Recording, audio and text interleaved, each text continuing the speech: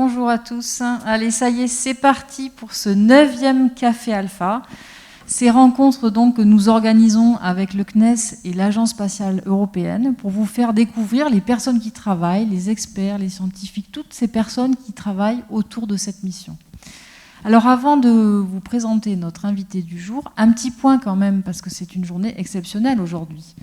Thomas Pesquet sort dans l'espace, pour une sortie très longue qui va durer 6 heures pour préparer la mise en place d'un nouveau panneau solaire. Donc c'est quand même extraordinaire de se retrouver en cette journée. C'est une sortie qui va s'étaler sur 2 jours. Elle commence aujourd'hui et elle se terminera dimanche. Vous pouvez la suivre en direct à la Cité de l'Espace après ce Café Alpha et regarder donc les images en direct. Alors aujourd'hui, pour nous accompagner dans ce Café Alpha, nous avons le plaisir d'accueillir Mauro Augeli, qui est chef de projet opération spatiale au CADMOS. Alors, qu'est-ce que ça veut dire ça? Est-ce que vous pouvez nous expliquer un peu en quoi consiste votre métier? Bonjour tout le monde. Donc, l'activité opérationnelle est celle qui est faite en support des expériences qui sont montées au niveau de la Station spatiale internationale, qu'il faut effectivement opérer d'un point de vue scientifique. Donc, notre activité opérationnelle consiste dans la préparation des opérations, dans laquelle on prépare tous les produits qui sont nécessaires à opérer l'expérience et toutes les interfaces avec les potentielles entités qui sont censées intervenir au niveau des opérations des expériences. Une deuxième phase est celle d'exécuter réellement les opérations. Donc, on est dans le centre de contrôle, dans les positions de console. On envoie des commandes à l'expérience, on contrôle ce que fait l'astronaute, on a une interface avec l'astronaute, on lui fournit un support en cas où quelque chose ne se passe pas comme c'est prévu. Et troisième chose, une fois que l'expérience est finie, on récupère les données, on les enregistre, on les distribue aux équipes scientifiques pour qu'ils puissent faire leur analyse. D'accord, donc ça c'est un métier 24/24, non? Comment ça se passe pour organiser son travail? Vous êtes en équipe, par exemple aujourd'hui vous auriez pu suivre la sortie de Thomas ou c'est une journée de travail? Oui, tout à fait. Donc, en fait, un des aspects essentiels des activités opérationnelles qu'on fait est l'organisation du planning. Le planning des astronautes et des expériences qui sont faites au niveau de la station sont assez complexes, les interconnexions assez difficiles et parfois pas très simples à mettre en place. Et donc, effectivement, on a des équipes qui s'occupent de la partie planification, il y a des équipes qui donnent le support en console pour faire les opérations. Et typiquement, l'expérience OVA aujourd'hui et celle de dimanche, on les aurait suivies. Ce n'est pas des opérations qu'on fait nous naturellement, mais elles ont un impact sur nous parce que là, on va faire des interventions au niveau des panneaux solaires, ça réduit la puissance de la station. Donc, ça veut dire que toutes les expériences qu'on opère seront impactées. Donc, on a eu toute une activité de planification de cette sortie extravéhiculaire d'un point de vue réduction de puissance de la station et voir quelles sont les expériences qu'on peut continuer à opérer et lesquelles qu'on ne peut pas. Oui, parce que vous n'êtes pas que sur la mission Alpha, vous gérez combien d'opérations en même temps, par exemple, en ce moment? En fait, actuellement, il y a les expériences Alpha. En plus des opérations Alpha, nous, on opère à peu près entre 30 et 40 expériences. Elles ne sont pas toutes opérées en même temps parce que certaines, c'est des expériences qu'on opère, d'autres, c'est des expériences qu'on va opérer pour lesquelles on est en train de faire la préparation des opérations. Mais effectivement, on est sous l'ordre de 30-40 expériences. Très bien. Alors, comment on arrive à faire ce métier? Est-ce que vous pouvez nous raconter un petit peu votre cursus? Moi, en fait, j'ai commencé, donc à la fin de mes études que j'ai fait en Italie et partiellement en France, j'ai après commencé à travailler dans l'agence spatiale italienne. En fait, quand je suis sorti de l'école, j'avais 2 grandes spécialisations. L'une, c'était l'aérodynamique appliquée à la propulsion spatiale, et la deuxième, c'était la mécanique orbitale et l'analyse des missions spatiales. Et j'ai commencé à travailler justement dans la propulsion au niveau de l'agence spatiale italienne. Après, je suis passé au CNES en région parisienne à travailler sur les lanceurs. Et en 2006, il y avait les opérations de l'Automated Transfer Vehicles, c'est-à-dire le plus gros cargo qui allait vers la station spatiale. Et les opérations étaient faites par le CNES à Toulouse. À ce moment-là, je suis venu à Toulouse, j'ai commencé à intégrer l'équipe qui faisait les opérations ATV. Et donc, j'ai commencé justement dans la mécanique spatiale, donc ma deuxième branche, si on veut, de spécialisation. Et après, j'ai fait le directeur de vol des opérations ATV. J'ai fait toutes les missions ATV, la première en 2008 jusqu'à la dernière en 2014-2015. Et après, je suis passé au CADMOS, parce qu'en fait, l'ATV, en étant même un véhicule cargo, était quand même dans le contexte du vol habité. Et donc, en fait, j'aimais bien le contexte du vol habité. Je suis passé au CADMOS, où on fait effectivement les opérations dans le cadre du vol habité. Quel parcours, c'est un métier passion quand même. Ben, Travailler avec l'espace comme ça, c'est quand même oui, non, un vraiment, plaisir. c'est vraiment très intéressant. Et ce qui caractérise effectivement les activités dans le contexte du vol habité par rapport au reste, c'est que c'est très variable. Il y a beaucoup de choses qui changent. Ça parce qu'il y a les personnes dans la boucle. Et ce qui fait qu'il faut s'adapter, il faut être flexible, il faut savoir. En fait, ce qui nous demande beaucoup, c'est avoir des processus assez solides pour pouvoir derrière pouvoir gérer tout ce qui change, tout le monde qui change autour. En fait. Là, typiquement, l'OVA de tout à l'heure, c'était un exemple. Nous, on a des process clairs. Le moment où ce genre de choses arrive, il faut qu'on mette en place tous ces process pour qu'on ne passe pas des mois à discuter. Il faut être vraiment efficace. Donc concrètement, vous êtes souvent en travail en équipe, même quasiment tout le temps, vous êtes rarement seul devant votre ordinateur. Dans vos journées, qu'est-ce qui se passe ? Mais en fait, on a des points d'équipe dans lesquels on se voit tous, on vérifie quel est l'avancement, etc.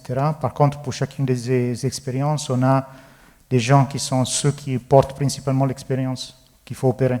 Et donc, normalement, il y a une personne nominale et une personne de backup avec cette personne, et en général, sont deux. Ils développent l'expérience pour être aussi redondants à des périodes d'indisponibilité, oui, des aléas ou choses comme ça. Et donc, typiquement, vu qu'on a beaucoup d'expérience à gérer, on repartit comme ça. Et après, il y a des points d'intégration au niveau de l'équipe pour vérifier effectivement que les choses avancent dans le bon sens. Et vous avez travaillé parfois directement avec les astronautes, par exemple. Est-ce que vous avez déjà rencontré directement Thomas Pesquet à propos d'une expérience ? Oui, donc pas directement à propos d'une expérience.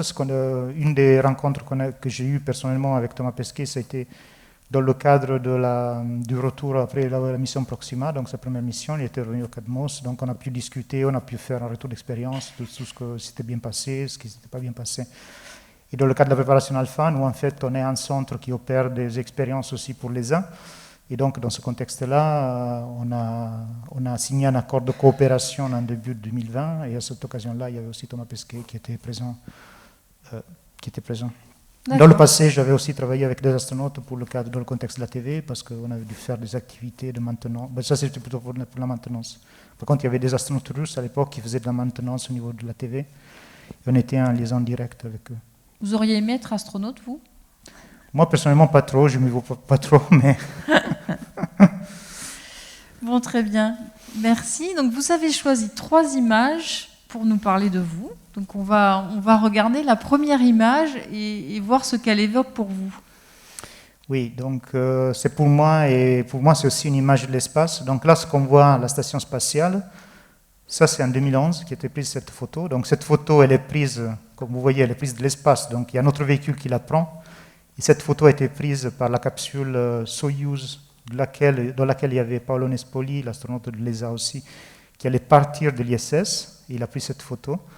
Il y a des choses qu'on peut remarquer. Donc, une première chose, on voit que devant, il y a la navette. Ça, c'était le dernier vol de la navette. À l'arrière, on voit qu'il y a la TV, donc en bas, vous le voyez. Et en fait, c'était la TV, celui-là exactement.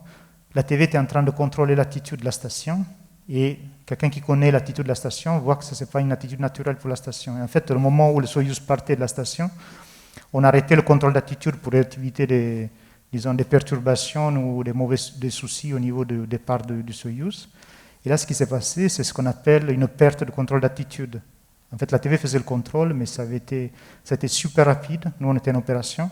Et on a vu l'ISS partir vraiment comme ça, en fait, faire un mouvement de l'horizontale à la verticale. Donc je trouve que c'est intéressant parce que ça montre d'un côté vraiment l'esprit de coopération internationale où on voit la TV qui est connectée dans la partie russe de la station. Il y a la navette, dernier vol, qui était là-haut, et en fait prise par un astronaute européen qui est en train de partir de la station dans un vaisseau russe, et avec l'ISS qui a une expérience de perte de contrôle d'attitude qui n'arrive pas souvent. Ah oui, donc c'est une image assez exceptionnelle. Ouais, moi je la trouve très intéressante. Très bien. Alors, vous avez choisi une autre image, je crois, sur l'intérieur de la station. Non, peut-être c'est celle sur la On va la TV. regarder. Voilà. Donc ça peut sembler effectivement un véhicule qui explose et une grosse panne. En réalité, ça c'était la rentrée contrôlée de la TV. Donc la TV, c'était un véhicule cargo qui allait de la station. Il était rempli avec des, entre guillemets, des déchets qui étaient ramenés après au niveau, qui revenaient au sol. Mais en fait, en revenant, ils brûlaient. Et là, ce qu'on voit, c'est en fait une image qui est prise de la TV, qui est en train de rentrer dans les couches denses de l'atmosphère. Et là, il y a ce qu'on appelle une fragmentation. Donc, il se fragmente et il brûle. La partie brillante qu'on voit, c'est le système de docking russe avec lequel on se connectait au système russe.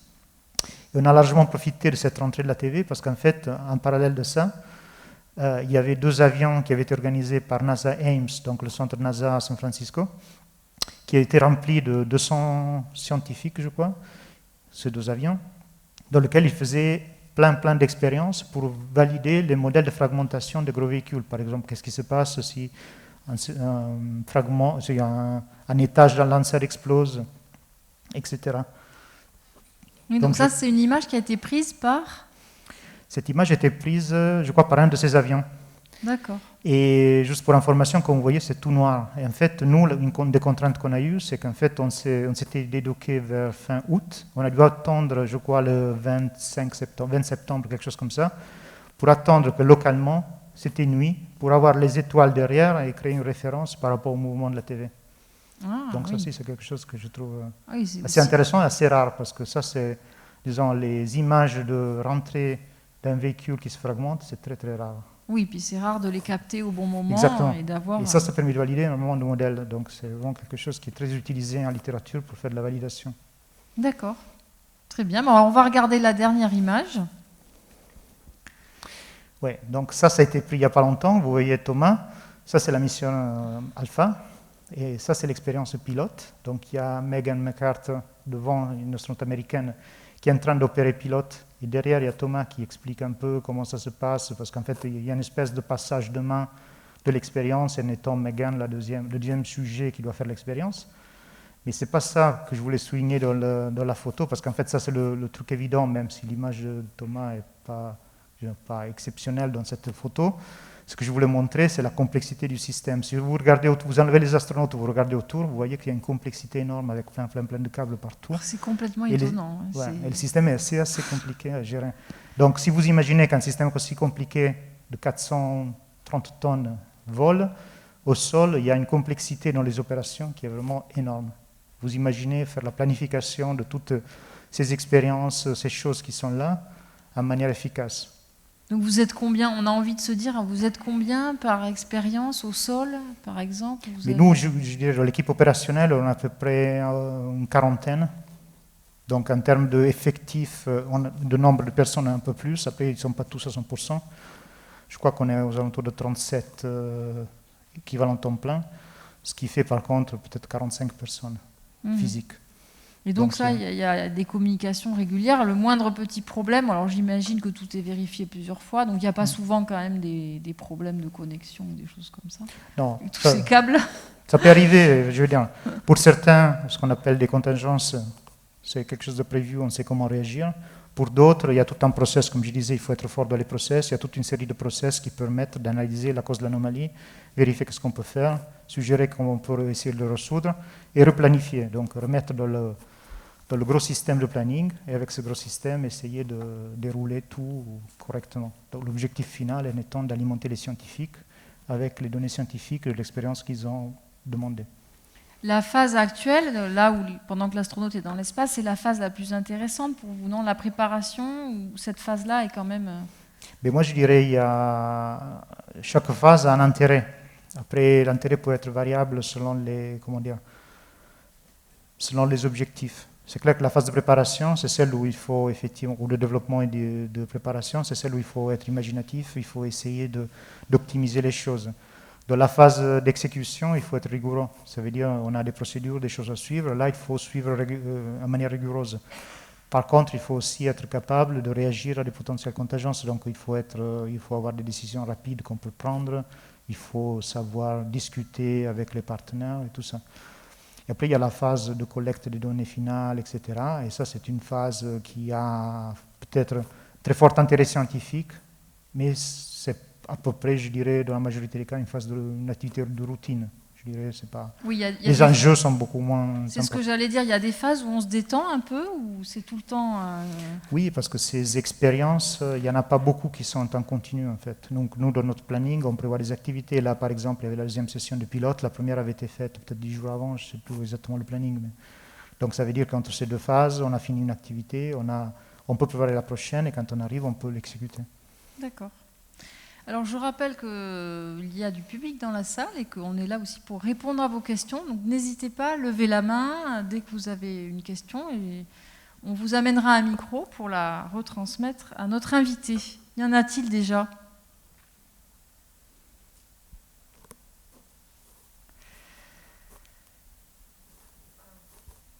Ah oui, ça marche. Du coup, je voulais savoir, quand vous avez une expérience, que vous définissez un process avant la mission en elle-même, est-ce que ça vous arrive que le process doive être modifié pendant la mission? Et si oui, quels sont les facteurs qui peuvent amener ça? Est-ce que c'est, je sais pas, on a la pesanteur ou d'autres données techniques qui font que le process va changer de l'expérience en cours de mission? Ouais, ça peut arriver. Normalement, ce qu'on essaie de faire en avance de phase, tout ce qui est par exemple l'effet de la pesanteur ou de la micro-pesanteur, c'est de le tester par exemple dans un vol parabolique pour être sûr effectivement qu'on n'a pas d'aléa le moment où on se trouve en apesanteur. Mais cela dit, ça peut arriver. Donc c'est ce que j'appelais une contingence. Donc ça peut être un cas de contingence. Et effectivement, avec nos process, il faut qu'on soit capable de réagir et vérifier où est le problème. Et donc peut-être il y a besoin de faire un patch pour le logiciel, il faut le changer. Il y a peut-être l'expérience qui ne marche pas du tout. Bon, ça serait assez grave, c'est jamais arrivé, mais ça pourrait arriver. Donc effectivement, oui, ça peut arriver. Normalement, ce qui arrive, c'est plutôt un comportement, un petit bug dans le software qui fait qu'effectivement, voilà, tout ça ne s'est pas bien passé, ou un problème, par exemple, l'alimentation qui oscille un peu, donc ça peut générer des problèmes. Ça arrive plus souvent, effectivement. Ou peut-être parfois, la procédure qu'on a testée, on l'a testée au sol, elle était parfaite, mais là-haut, peut-être l'astronaute, un micro-pesanteur, il peut avoir des difficultés dans la réalisation parce que peut-être il n'est pas assez rapide ou il est dans des conditions un peu plus compliquées. Et ça pourrait aussi arriver, effectivement. Pour l'instant, depuis que Thomas est dans l'espace, tout se passe bien ? Pour l'instant, oui, tout se passe bien. C'est vrai que la préparation a dû être un peu perturbée par les conditions, les problèmes dus au Covid, etc. Ça a complexifié un peu la préparation ? Oui, tout à fait. Ça a été assez compliqué parce que toute la préparation, le développement de mes collègues sur les expériences et aussi la préparation des opérations a été faite dans un contexte de confinement. Donc les gens avaient du mal à se voir, il fallait préparer le matériel, le réceptionner, faire la préparation, préparer les procédures, faire tous les tests, etc. Et ça a été très très compliqué à faire. Mais bon, on y est quand même arrivé parce que toutes les expériences qui étaient prévues sont montées à bord. Nous, les opérations, on a un taux pratiquement à 100% de réalisation des opérations, en ayant certaines dérogations au confinement pour permettre le déroulement des opérations, mais on a dû mettre en place quand même un planning assez rigoureux de présence sur site, de respect des consignes de sécurité, etc. Donc c'était oui. Je pense que pour tout le monde, c'était assez compliqué la période. C'était plus compliqué. Ouais. Mais bon, le fait qu'il soit là-haut et qu'il soit en train d'opérer les expériences montre quand même qu'on y est arrivé et je trouve bien. Oui, c'est bien. Vous allez travailler ensuite sur la mission de Mathias Maurer ? Oui, on a un certain nombre d'expériences qu'on est en train de préparer pour Mathias Maurer. Oui, donc là, vous êtes en phase de préparation. Oui, tout à fait. Toutes les phases s'interconnectent. Ouais. Tout à fait, tout à fait. Et ça, c'est ce qu'on appelle les incréments, en fait, à bord de la station. Donc, chaque fois que l'équipage change, ça s'appelle un incrément. Et dans chaque nouvel incrément, il y a des astronautes différents. Souvent, il y a des contributions nationales, des expériences, comme celle qui était faite pour Alpha par la France, il y a pour Cosmic Kiss l'Allemagne.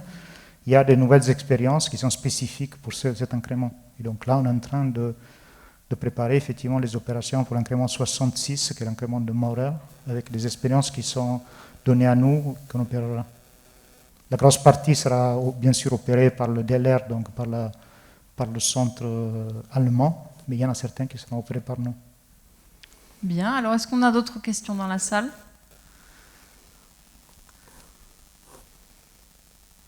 Alors, est-ce que vous diriez aux jeunes, venez faire mon métier, c'est super ? Oui, moi je dirais oui, parce que j'aime ça. En fait, moi, personnellement, dans mon processus, alors, dans les activités spatiales, en fait, il y a deux grosses catégories d'activités. Il y a les activités de développement, dans lesquelles on développe des choses, et dans la phase d'exploitation, où on récupère ce qui a été développé pour l'opérer. Moi, dans ma carrière, j'avais commencé en faisant du développement. Donc, comme je disais, je faisais de la propulsion, des activités de recherche dans la propulsion.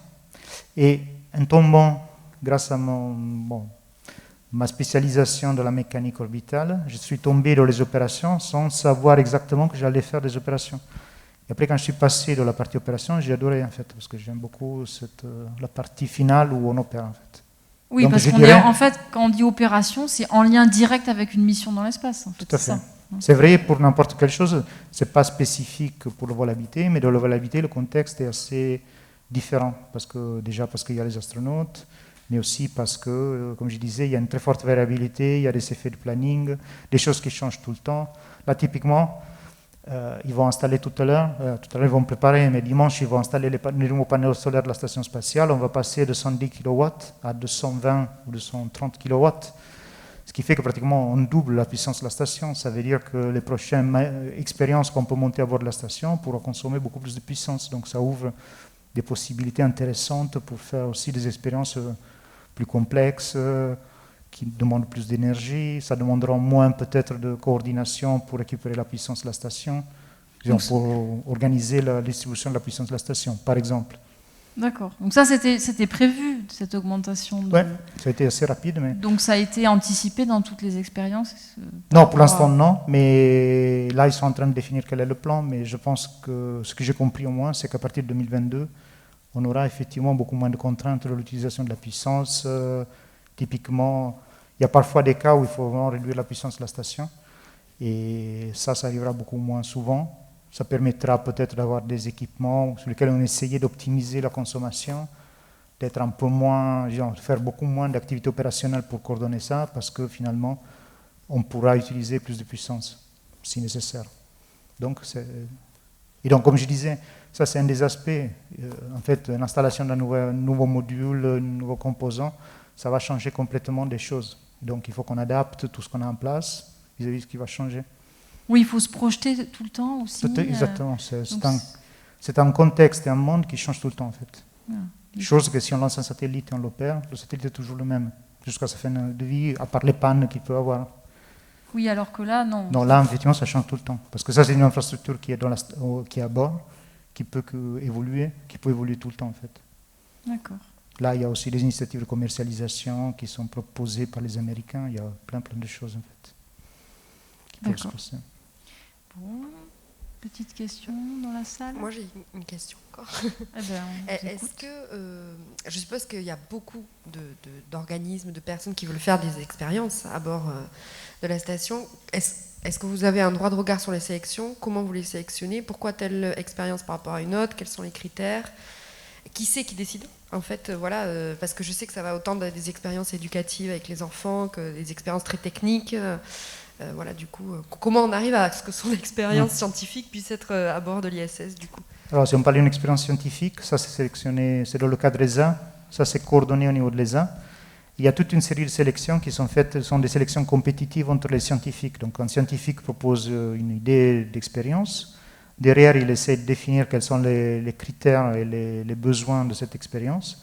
Il y a un comité scientifique indépendant qui l'évalue, et les meilleures notes, celles qui sont mieux notées, elles sont retenues. Après, il y a une phase de faisabilité, etc., etc. Et après, nous, pour la partie opération, on commence à rentrer dans la boucle depuis le début en disant, voilà, opérationnellement, ça c'est aussi faisable, c'est ça qu'il faut faire, etc. Si on parle par contre des expériences comme celle Alpha, ça c'est de la contribution nationale, donc ça le CNES qui a la capacité de pouvoir choisir. Donc le CNES a mis en place des processus de sélection qui étaient des processus qui ne doivent pas interférer avec la sélection scientifique de l'ESA, mais qui ont aussi quelque chose qui essaie d'implémenter des roadmaps ou des idées que le CNES veut implémenter vis-à-vis, par exemple, de la préparation de l'exploration. Donc voilà, ça c'est la manière dont les expériences sont sélectionnées. Merci. Est-ce que vous imaginez comment ça se passera, les futures explorations habitées dans l'espace? Enfin, comment ça va évoluer tout ça? Est-ce que vous vous projetez très loin, par exemple, sur... Ben là, le scénario est assez complexe, parce que d'un côté, il y a effectivement la station spatiale. Aujourd'hui, la station spatiale est garantie jusqu'à 2024, c'est sûr. Elle arrivera probablement jusqu'en 2030, mais il y aura probablement une partie qui sera rendue commerciale, dans le sens où il y aura des privés qui rentreront dans la boucle, qui opéreront la station. En même temps, il y a le développement du Lunar Gateway, donc le véhicule qui sera, la station qui sera autour de la Lune, avec lequel on ira avec la capsule Orion. Oui. Et là, ils sont en train de discuter effectivement d'un module d'atterrissage sur la surface de la Lune et créer une base sur la Lune ou des choses comme ça. Et après, effectivement, ça devait être ce qui prépare pour une exploration plus lointaine, par exemple vers Mars. Donc ça, c'est les idées. Et en ce moment, effectivement, il y a plein de scénarios qui ne sont pas encore confirmés parce que ça demande beaucoup d'argent. Donc il faut qu'il y ait une bonne stratégie. Vis-à-vis de Lunar Gateway, je crois, c'est la partie où la chose semble être plus concrète ou plus ou moins acceptée. Donc, je ne sais pas.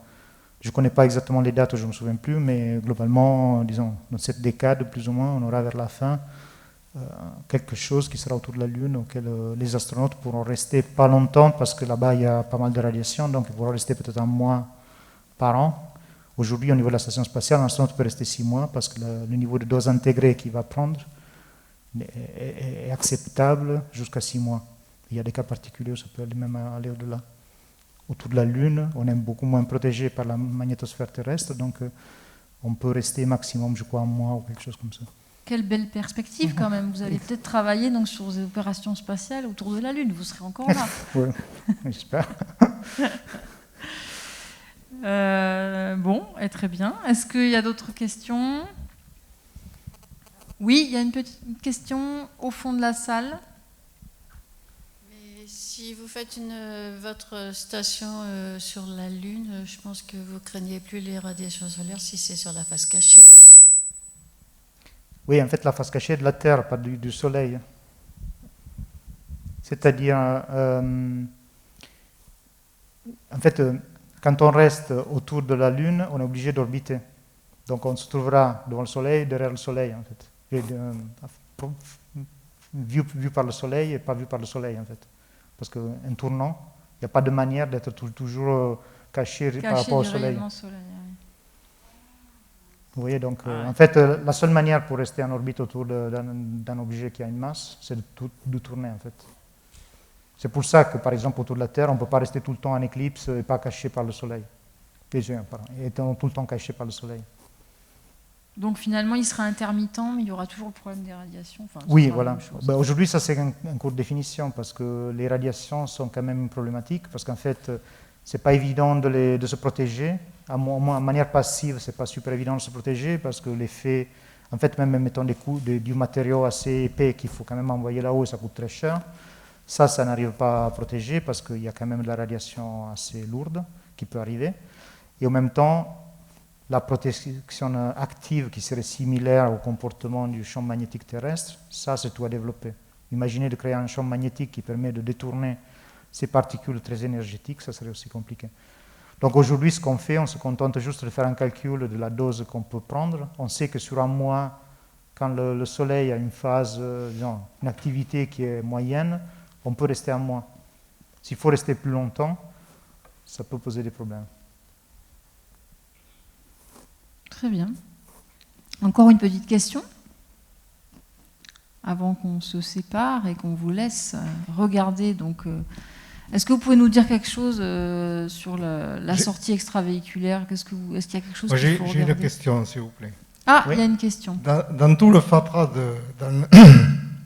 dans la photo de la capsule où on voit celle-ci, oui. Dans tout ce fatras de tuyaux, de tubes, tout ça, je voudrais que vous m'expliquiez comment vous faites pour gérer le problème des poussières. Parce que chez moi, j'ai beaucoup moins de bazar et j'y arrive pas.